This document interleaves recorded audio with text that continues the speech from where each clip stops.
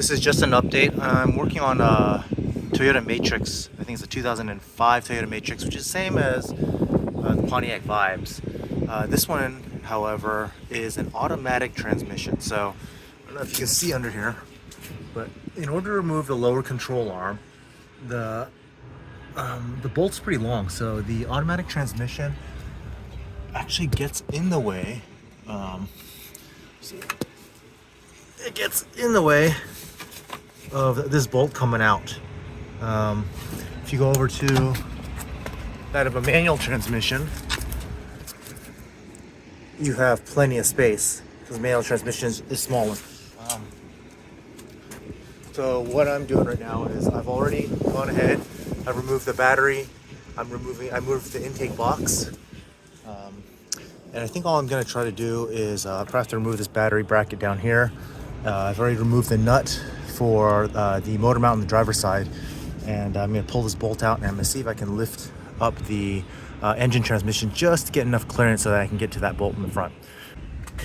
So I've gone ahead and supported the transmission with a jack right now. That block is just so in case if the jack slides down. Definitely have jack stands, which is what I'm doing, and I'm going to go ahead and undo this bolt in the motor mount. I already removed a 14mm nut. Hopefully this will just thread out without any issues. All right, so there's not going to be enough clearance for me to lift it. I'm shy just a bit, so I'm going to go ahead and remove these 4 bolts right here and actually physically remove the mount. But you are still going to have to remove this through bolt because this engine mount is going to come out from the top. So if you want to replace your engine mount, this is also how you do it. So the mount loosens up pretty easy. This one actually, you should probably replace the mount at some point. I don't have the part, so I may not do it now, but it's pretty easy to get to this point. I'm gonna go ahead and jack the engine transmission up to see if I can access the bolt now. So I jacked the transmission up a little bit, and it looks like I now have hopefully enough clearance to get that bolt out.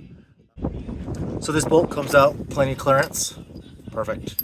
And then you got to go ahead and do the same thing like you would do with the manual transmission ones. You have to hold this nut down, back out the bolt that goes on the bottom, and there's also 2 nuts at the ball joint, 2 nuts and 1 bolt in here. And yeah, go ahead and do that. I think I should be able to get a pry bar and pull this thing out and hopefully no other real issues. But yeah, relatively simple job. The only thing is you have to jack the engine transmission up a bit after removing the driver's side engine mount. So the lower control arm just wiggles out pretty easily. It was just in like this and then just pull out and drop down.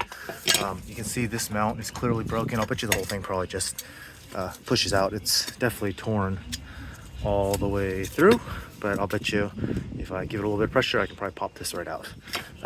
We are going to install a new one. Everything's gonna be reverse order.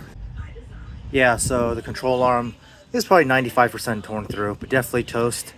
Time to get a new one. I have the new one over here. I'm gonna go ahead and hopefully install it without any issues. I am gonna go ahead and put some anti-seize on the bolt threads as well as some of the bushings, and just hopefully we can get this thing done and gone. So if you're a little bit lazy like me, I didn't want to remove my main jack, which is holding up the transmission. You can support it with something else. If you have another jack, it helps because you're going to need to use this to jack up the subframe assembly a bit and hopefully get enough clearance so that you can rubber mallet or Deadblow hammer the bushing or the lower control arm bushing suspension piece into place. So, you know, just like the on the manual Vibes, the hardest part about this job really is trying to get the bushings lined up so you can get the bolts to fit in with the holes. For me, this one gave me the most trouble. The sway bar seemed like it was getting in the way. I don't know if it's a balance of having the transmission. Actually, it isn't because it's independent. It's I just don't know what, it was just kind of not going in very well. But nothing a little bit of cussing and a pry bar can't fix. Pry bar and Deadblow hammer is really just help me line it up. And you can go ahead and also use You just get like a pin or a bolt or something, a smaller one, and you can help try to get it a little bit more in place if you're having trouble with that. This one took me like, I don't know, 3 or 4 minutes, which is a little bit annoying because, yeah, anyways. So everything's lined up now, everything's bolted together. I'm actually putting a little bit of load on the suspension. Make sure it's just slightly off the jacks, and then I'm going to go ahead and torque down the bolts. I believe they're 66 foot-pounds and 100 foot-pounds for the bigger ones. So yeah, I think these are the 66s, and the other two to the frame ones are the 100 ones. I'll double check the torque specs, but you should probably do the same because you don't want to believe everything you see on the internet. So everything is torqued up. I've already dropped this jack.